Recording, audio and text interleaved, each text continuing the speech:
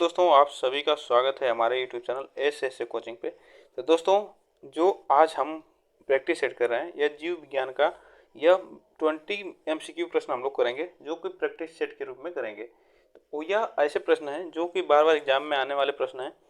तो चलिए स्टार्ट करते हैं हम लोग। आज का पहला प्रश्न, आप लोग को वीडियो अच्छी लगती हो तो वीडियो को लाइक शेयर जरूर करिएगा। चलिए स्टार्ट करते हैं। तो आज का पहला प्रश्न है, गाय के दूध में किसके कारण पीलापन रहता है? तो गाय के दूध में किसके कारण पीलापन रहता है? केसिन के कारण, कैरोटीन के कारण, लेसिन के कारण, कोई नहीं। इसमें से आपको बताना है। तो इसमें से कौन सा ऑप्शन हमारा सही होगा?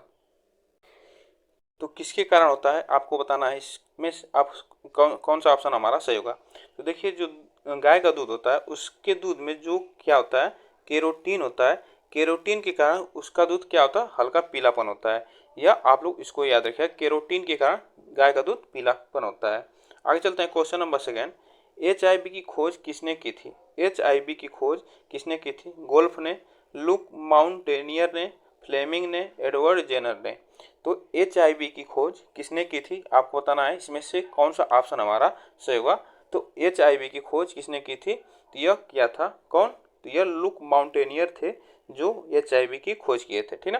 तो HIV की खोज लुक माउंटेनियर ने किए थे। आगे चलते हैं, क्वेश्चन नंबर थर्ड। पौधों में वाष्पोत्सर्जन दर के निर्धारण के लिए किस यंत्र का उपयोग किया जाता है?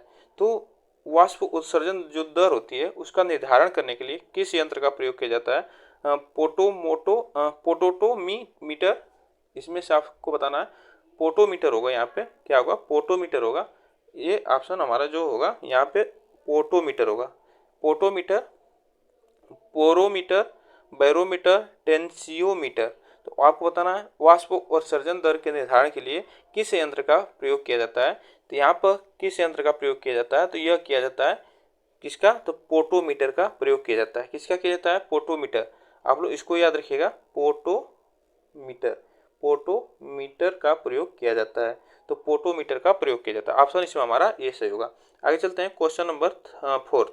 मानव त्वचा में पाए जाने वाला वर्णक है।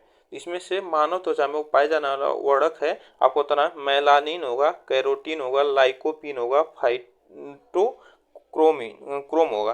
तो मानव त्वचा में कौन सा वर्णक पाया जाता है आपको बताना है। इसमें से कौन सा ऑप्शन हमारा सही होगा?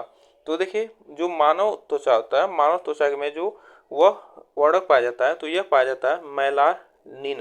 क्या पाया जाता है? मेलानिन पाया जाता है। ऑप्शन इसमें हमारा ये सही होगा। ठीक, आगे चलते हैं, क्वेश्चन नंबर 5। डायलिसिस मशीन का आविष्कार किसने किया था? तो डायलिसिस मशीन का आविष्कार किसने किया था? बोस ने, गोल्फ ने, ओपेरियन ने, फाइट्रोक्रोम में। तो डायलिसिस मशीन का आविष्कार किसने किया था आपको बताना है। तो डायलिसिस मशीन का आविष्कार किसने किया है? इसमें से कौन सा ऑप्शन हमारा सही होगा? तो डायलिसिस जो मशीन है इसका आविष्कार किसने किया है? यह कौन सा किसने किया है? तो कोल्फ ने डायलिसिस मशीन का आविष्कार किया है। कोल्फ ने डायलिसिस मशीन का आविष्कार किया है। ऑप्शन हमारा बी से होगा। आगे चलते हैं, क्वेश्चन नंबर 6। कोशिका विभाजन के समय अस्पष्ट दिखाई देते हैं। जब कोशिका विभाजन के समय क्या अस्पष्ट दिखाई देते हैं? जीन, गुणसूत्र, DNA, जीन व गुणसूत्र दोनों। तो कोशिका विभाजन के समय क्या दिखाई देते हैं? इसमें से कौन सा ऑप्शन हमारा सही होगा? तो इसमें से कौन सा ऑप्शन हमारा सही होगा जो कोशिका विभाजन के समय दिखाई देता है? तो वह दिखाई देता है क्या? गुणसूत्र दिखाई देता है। जब कोशिका विभाजन होता है तो उसमें क्या दिखाई देता है? गुणसूत्र दिखाई देता है। आप लोग इसको याद रखिएगा। चलिए आगे चलते हैं, क्वेश्चन नंबर 7। जराविक सेवन क्या है? जराविक सेवन क्या है? कृत्रिम हृदय, कृत्रिम पैर, पेसमेकर, हाइड्रोपोनिक्स। तो जराविक सेवन यह क्या है आपको बताना है। तो आप लोग बताइए, तो जराविक सेवन क्या है? इसमें से कौन सा ऑप्शन हमारा सही होगा? तो जराविक सेवन क्या है? एक प्रकार का कृत्रिम हृदय है। क्या है? कृत्रिम हृदय है जराविक सेवन। आप लोग इसको याद रखिएगा। आगे चलते हैं, क्वेश्चन नंबर 8। विश्व वन्यजीव कोष की स्थापना कब की गई? तो विश्व वन्यजीव कोष की स्थापना कब की गई? 1973 में, 1991 में, 1980 में, 1985 में। तो आपको बताना है, तो विश्व वन्यजीव कोष की स्थापना कब की गई? तो आपको बताना इसमें से कौन सा ऑप्शन हमारा सही होगा। तो विश्व वन्यजीव कोष की स्थापना कब की गई है? तो विश्व वन्यजीव की स्थापना की गई तो यह 1973 में विश्व वन्यजीव की स्थापना की गई। आगे चलते हैं, क्वेश्चन नंबर 9। दोहरा निषेचन होता है। दोहरा निषेचन किस में होता है? ब्रायोफाइटा में, आवृत्ति बीजी पौधे में, टेरिडोफाइटा में, जिम्नोस्पर्म में। तो दोहरा निषेचन किस में होता है आपको बताना है। तो इसमें से कौन सा ऑप्शन हमारा सही होगा? जो दोहरा निषेचन करता है, तो इसमें से कौन सा ऑप्शन हमारा सही होगा? इसमें से कौन सा ऑप्शन हमारा सही होगा? इसमें कौन सा ऑप्शन हमारा सही होगा? यह होगा हमारा जो आवृत्ति बीजी पौधे जो होते हैं, इसमें क्या होता है? यह आवृत्ति बीजी पौधे में क्या होता है? दोहरा निषेचन होता है। आप लोग इसको याद रखिएगा। आगे चलते हैं, क्वेश्चन नंबर 10। विश्व मलेरिया दिवस कब मनाया जाता है? तो विश्व मलेरिया दिवस कब मनाया जाता है आपको बताना है। तो 20 अप्रैल को, 30 जनवरी को, 20 मार्च को, 25 अप्रैल को। तो विश्व मलेरिया दिवस कब मनाया जाता है? इसमें से कौन सा ऑप्शन हमारा सही होगा? तो विश्व मलेरिया दिवस कब मनाया जाता है? तो इसमें से कौन सा ऑप्शन हमारा सही होगा? तो देखिए, विश्व मलेरिया जो दिवस है यह मनाया जाता है 25 अप्रैल को विश्व मलेरिया दिवस मनाया जाता है। ठीक, तो विश्व मलेरिया दिवस 25 अप्रैल को मनाया जाता है। आगे चलते हैं, क्वेश्चन नंबर 11। भोजपत्र किस पेड़ की छाल से प्राप्त होता है? तो भोजपत्र किस पेड़ की छाल से प्राप्त होता है? बेट्यूला, वृक्ष, कवेरस, बारबेरियस। तो भोजपत्र किस पेड़ की छाल से प्राप्त होता है? इसमें से कौन सा ऑप्शन हमारा सही होगा? इसमें से कौन सा ऑप्शन हमारा सही होगा? तो यह कौन सा ऑप्शन होगा? तो यह बेट्यूला है। ठीक ना, बेट्यूला होगा, इस तरह आधा ट होगा, बेट्यूला। ठीक ना, बेट्यूला जो है यह एक पौधा और पेड़ होता है, उसकी छाल से भोजपत्र प्राप्त किया जाता है। तो ऑप्शन इसमें हमारा ए सही होगा। आगे चलते हैं, क्वेश्चन नंबर 12। अस्थियों में कौन सा प्रोटीन पाया जाता है? अस्थियों में कौन सा प्रोटीन पाया जाता है? इसमें से कौन सा ऑप्शन हमारा सही होगा? अस्थियों में कौन सा प्रोटीन पाया जाता है? Casein, albumin, ossein, chondrin. तो कंड्रीन, इसमें से कौन सा ऑप्शन बताना है? तो कौन सा अस्थियों में प्रोटीन पाया जाता है? इसमें कौन सा ऑप्शन हमारा सही होगा? तो अस्थियां जो होती हैं, हड्डियां, उसमें कौन सा प्रोटीन पाया जाता है? तो उसमें कौन सा प्रोटीन होता है? तो ओसिन प्रोटीन पाया जाता है। अस्थियों में ओसिन प्रोटीन पाया जाता है। आगे चलते हैं, क्वेश्चन नंबर 13।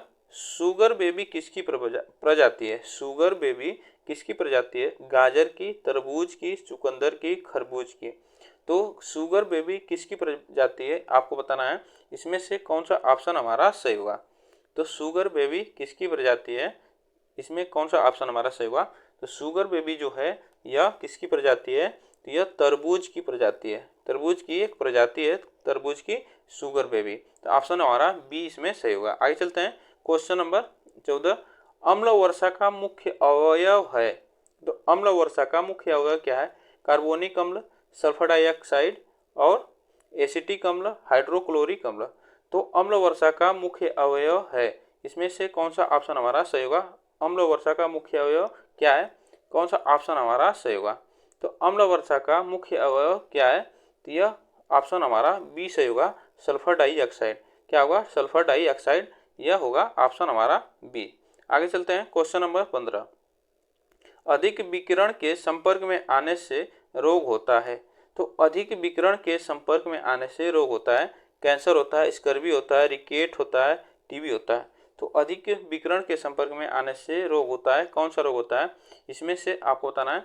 तो अधिक जो अल्ट्रावायलेट किरणें होती हैं उसके संपर्क में आने से कौन सा रोग होता है? तो इसमें ऑप्शन कौन सा हमारा सही होगा? तो इसमें कौन सा ऑप्शन सही होगा? तो यह होगा कैंसर। ठीक ना, कैंसर होता है, अधिक विकिरण के संपर्क में आने से कैंसर होता है। आगे चलते हैं, क्वेश्चन नंबर 16। चर्म रोग किस विटामिन की कमी से होता है? जो चर्म रोग है वह किस विटामिन की कमी से होता है? Vitamin B12, B2, vitamin B6, vitamin B5, vitamin C. इसमें से आपको बताना है इसमें कौन सा ऑप्शन सही होगा। तो आप लोग विटामिन सी से कौन सा रोग होता है? स्कर्वी रोग होता है, आप लोग इसको जानते हैं। तो स्कर्वी रोग होता है विटामिन सी की कमी से। चर्म रोग किस विटामिन से होता है? तो यह विटामिन सी की कमी से होता है, विटामिन B6 की कमी से होता है। तो आप लोग इसको याद रखिए, विटामिन B6 की कमी से होता है चर्म रोग। आगे चलते हैं, क्वेश्चन नंबर 17। कौन सी विटामिन प्रदूषण के कारण होती है या बढ़ जाती है? तो आपको बताना है कौन सी विटामिन प्रदूषण के कारण होती है, आपको इसमें से बताना है। तो इसमें कौन सा ऑप्शन हमारा सही होगा? यहाँ पे विटामिन नहीं होगा, सॉरी, यहाँ पे क्या होगा? कौन सी बीमारी होगा? बीमारी, यहाँ पे बीमारी। बीमारी होगा, कौन सी बीमारी प्रदूषण के कारण होती है या बढ़ जाती है। इसमें से कौन सा ऑप्शन हमारा सही होगा। तो यहाँ पे विटामिन नहीं, यहाँ पे बीमारी होगा। ठीक है, तो कौन सा बीमारी जो प्रदूषण के कारण होती है या बढ़ जाती है, इसमें से कौन सा ऑप्शन सही होगा। Scurvy, haemophilia, bronchitis, rheumatism. तो प्रदूषण के कारण कौन से रोग होता है, तो यह कौन सा ऑप्शन हमारा सही होगा। तो ब्रोंकाइटिस जो होता है यह बीमारी होता है, ठीक ना, यह बीमारी होता है ब्रोंकाइटिस, यह प्रदूषण के कारण होता है। तो इसमें ऑप्शन हमारा जो सही होगा यह सी ऑप्शन से होगा। स्कर्वी रोग जो होता है यह विटामिन सी की कमी से होता है, ठीक ना, तो विटामिन सी की कमी से होता है, आप लोग इसको जानते हैं। आगे चलते हैं क्वेश्चन नंबर 18, सरीसृप वर्ग का अध्ययन कहलाता है। तो सरीसृप वर्ग का अध्ययन क्या कहलाता है। Histology, herpetology, ornithology, ichthyology. तो आपको बताना इसमें से कौन सा ऑप्शन हमारा सही होगा। सरीसृप का अध्ययन क्या कहलाता है। तो सरीसृप का अध्ययन क्या कहलाता है, इसमें से कौन सा ऑप्शन हमारा सही होगा। तो सरीसृप का अध्ययन क्या कहलाता है, तो यह कहलाता है हर्पेटोलॉजी। क्या कहलाता है, हर्पेटोलॉजी कहलाता है सरीसृप का अध्ययन, हर्पेटोलॉजी। आगे चलते हैं क्वेश्चन नंबर 19, मनुष्य को सर्वाधिक ऊर्जा प्राप्त होती है। तो मनुष्य को सर्वाधिक ऊर्जा प्राप्त होती है प्रोटीन से, वसा से, प्रोटीन विटामिन से, कार्बोहाइड्रेट से। तो मनुष्य को सर्वाधिक ऊर्जा किससे प्राप्त होती है, इसमें से आपको बताना है कौन सा ऑप्शन हमारा सही होगा। तो मनुष्य को सर्वाधिक ऊर्जा प्राप्त होती है किससे, तो यह होती है कार्बोहाइड्रेट से। किससे होती है, कार्बोहाइड्रेट से होती है। मनुष्य को सर्वाधिक ऊर्जा प्राप्त होती है कार्बोहाइड्रेट से। ऑप्शन डी हमारा सही है। आगे चलते हैं क्वेश्चन नंबर 20, आज का लास्ट क्वेश्चन, शरीर में वसा का संग्रहण मुख्यतः होता है। यहाँ पे मुख्यतः होता है प्लीहा में, हड्डियों में, चर्बी और मांसपेशियों में। तो आपको बताना है तो वसा, शरीर में वसा का संग्रहण मुख्यतः कहाँ पे होता है, तो इसमें कौन सा ऑप्शन हमारा सही होगा। तो शरीर में वसा का जो संग्रहण होता है मुख्यतः वह चर्बी में होता है। किसमें होता है, चर्बी में होता है। ऑप्शन इसमें हमारा सही होगा, सी ऑप्शन हमारा सही होगा, ठीक ना, सी ऑप्शन हमारा सही है, ऑप्शन सी। तो दोस्तों यह आज का हम लोग का 20 प्रश्न था बायोलॉजी का। आप लोग को वीडियो कैसी लगी कमेंट बॉक्स में जरूर बताइएगा। फिर मिलते हैं नेक्स्ट वीडियो के साथ। आज के लिए बस इतना ही। वीडियो आपको अच्छी लगी हो तो आप लोग प्लीज़ चैनल को सब्सक्राइब जरूर करिएगा।